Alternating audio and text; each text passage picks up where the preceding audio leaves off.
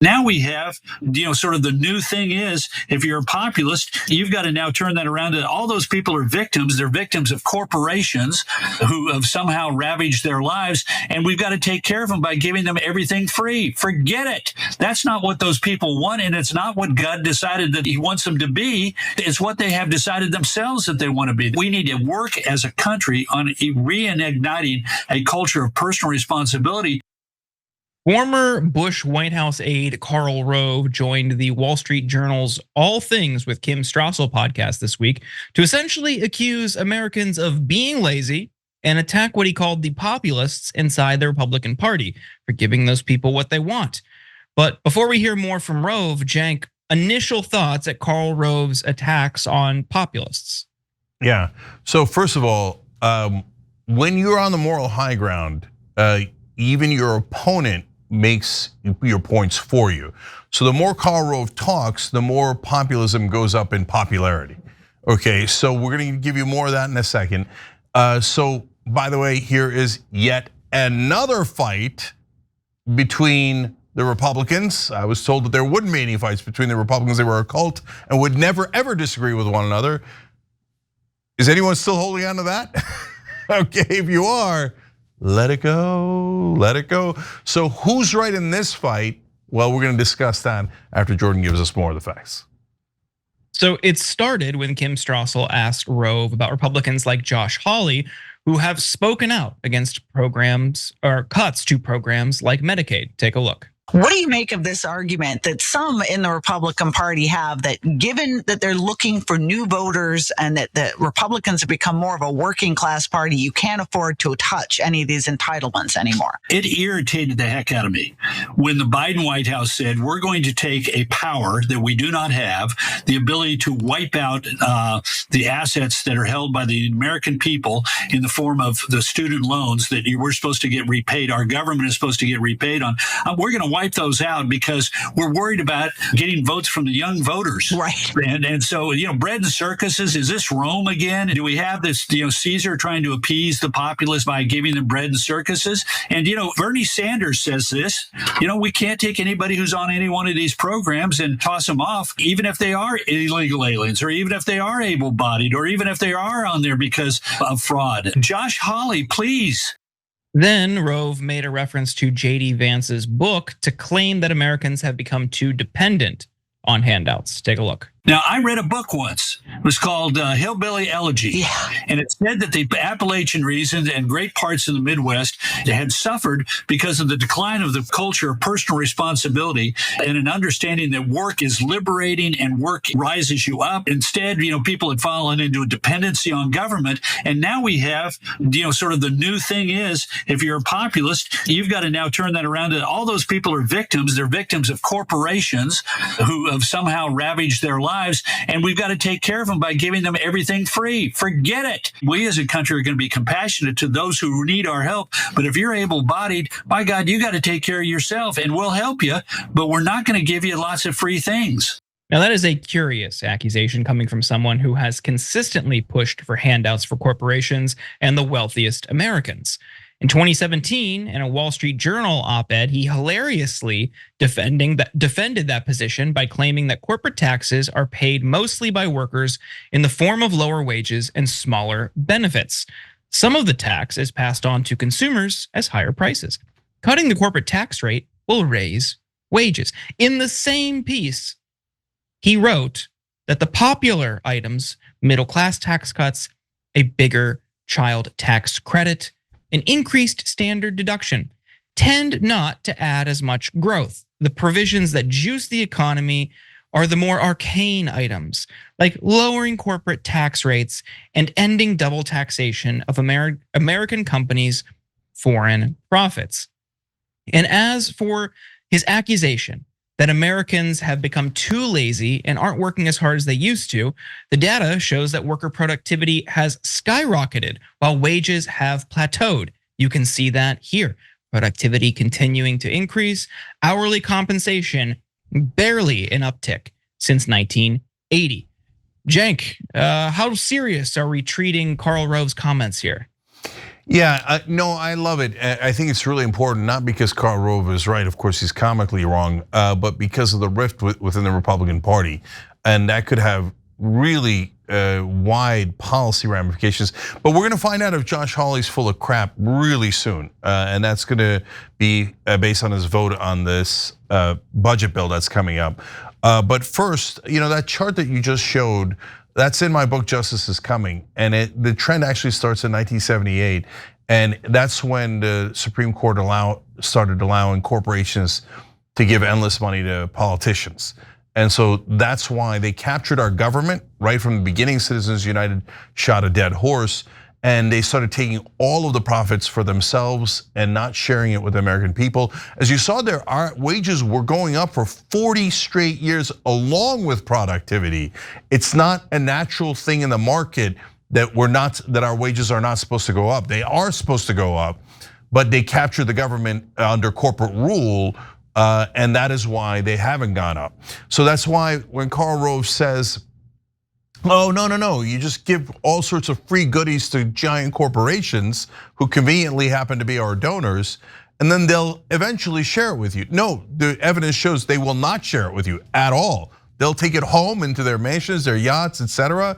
And the very, very, very last thing they'll do is share it with their employees.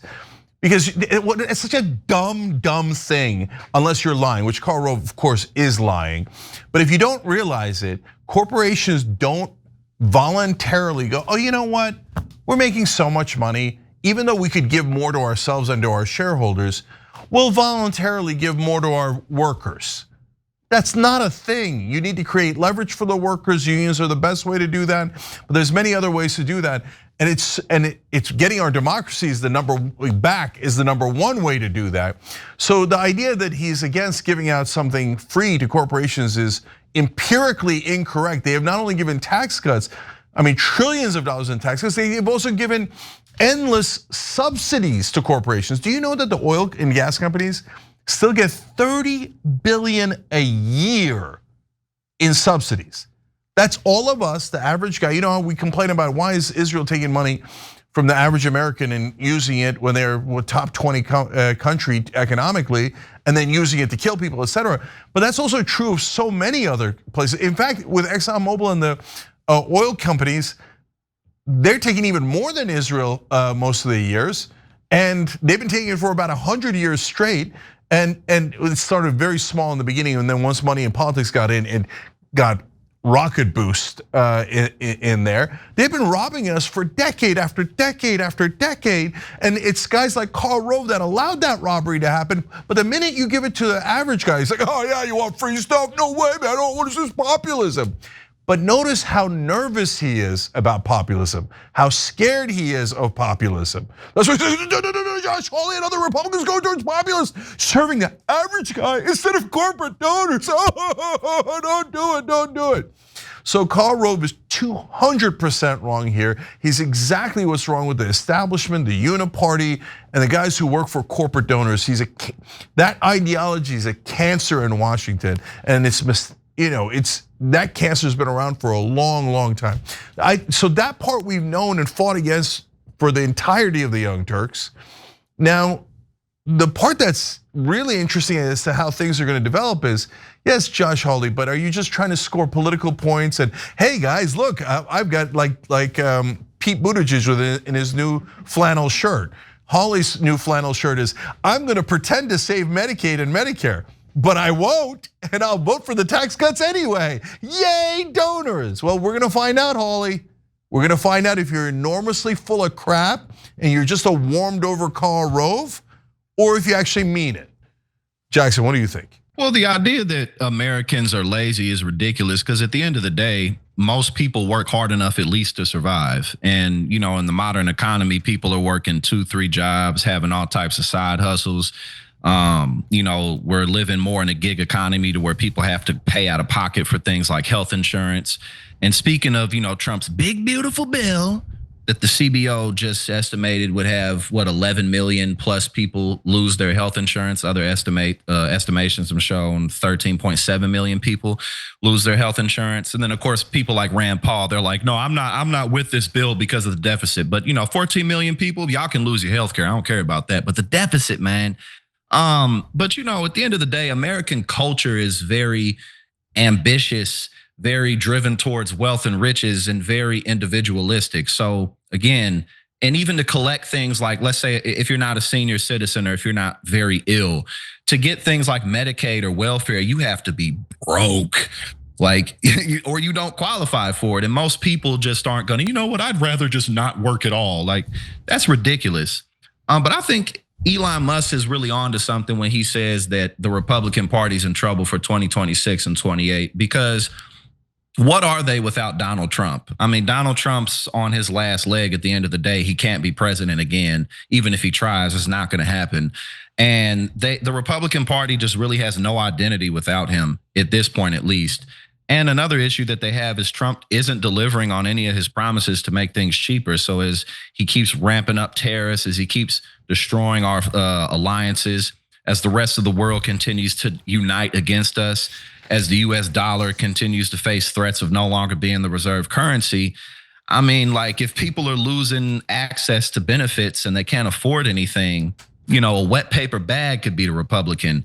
Now, that doesn't mean that the Democrats, unfortunately, the Democrats likely will go forward in 2026 and 2028 with that mindset, like, oh, well, the Republicans suck, so we can win, which is a lot of why they're in the position that they're in right now. But the ultimate silver lining to me, for the left, is that we have a really big opportunity to get great candidates in office, from the federal government all the way down to the state government. One, because people like Karl Rove, they're just on their way out. And we're entering a time where it's, this populism really is a time that we live in. So if Trump's not going to deliver, then I think we have a good chance to get some good candidates in office. Yeah, I think these Medicaid cuts are going to be disastrous, like you're talking about, Jackson. These numbers are massive, and the work requirements, the shifts, and they're trying to defend it. We have more from Rove, but I want people to understand the reality here. They're trying to reconfigure these work requirements that it disproportionately impacts people who already are working. It's not that people who are ineligible are getting it. They're using this Reagan era welfare queen type language that isn't accurate. It is people who are already working. Health insurance is not provided by their hourly job. And then there's going to be an increased burden on top of that to keep their Medicaid. That is who is going to lose coverage. But conservatives like Karl Rove, they're going to continue to go to bat for work requirements. And that's going to, like Jackson said, boot millions of people, a CBO estimate, 11 million people off of their Medicaid.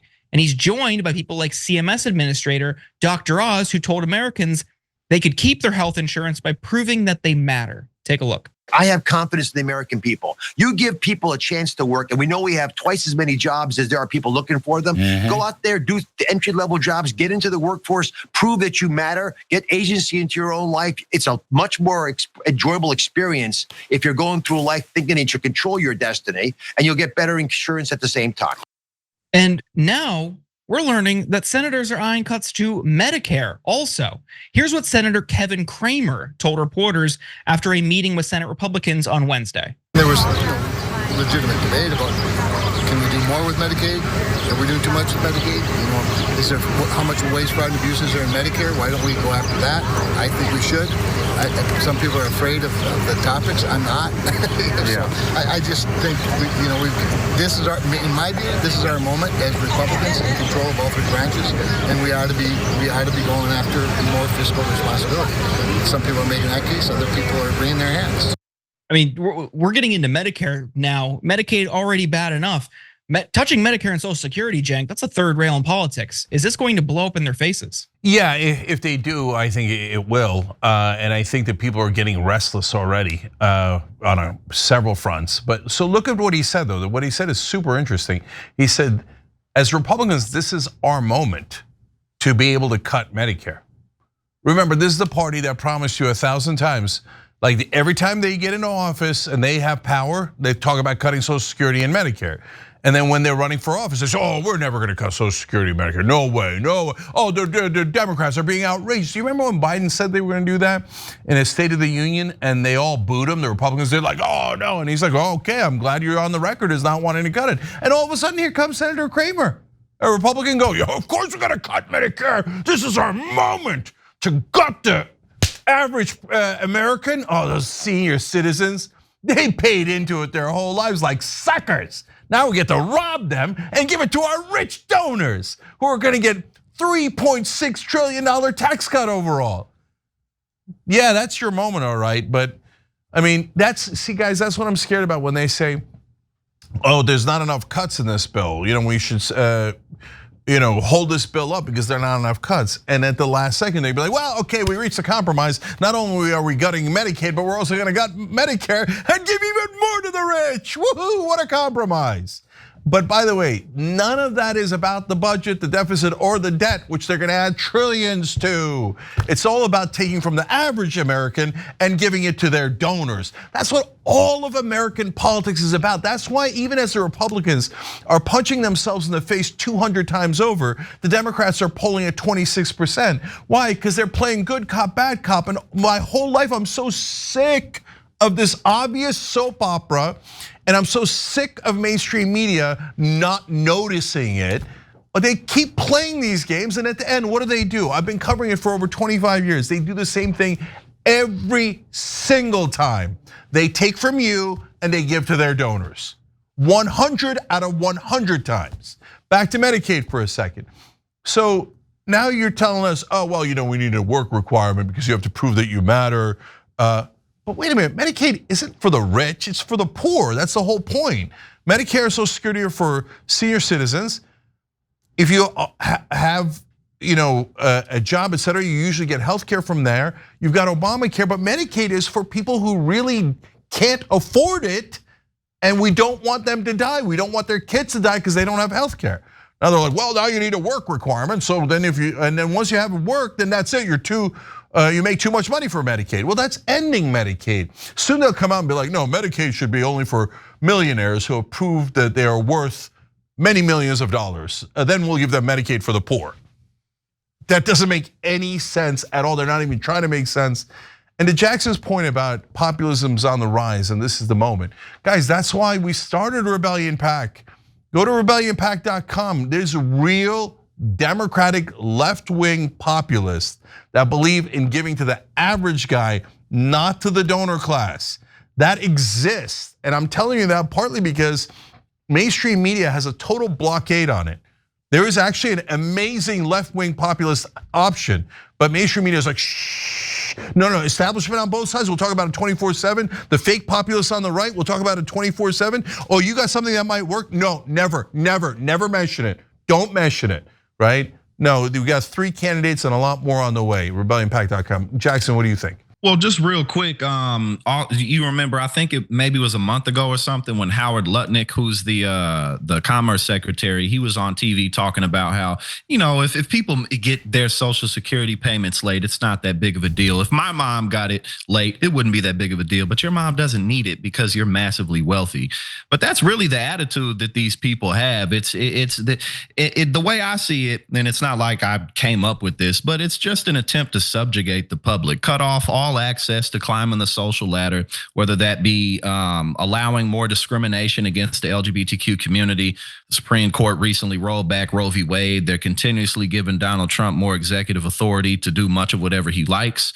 So the more that happens, the more it's just going to be massively difficult for people, not even to become rich, but to have enough money to, maybe go on a couple vacations a year, take their family out to dinner once or twice a week. Those are really the main things that people want. Most people aren't trying to be millionaire playboys. They just want to have decent lives. But that's just been on the chopping block my entire life. And as you pointed out, go ahead and hit up Rebellion PAC as much as we can, because now's really the time. Every time you ring the bell below, an angel gets his wings. Totally not true, but it does keep you updated on our live shows.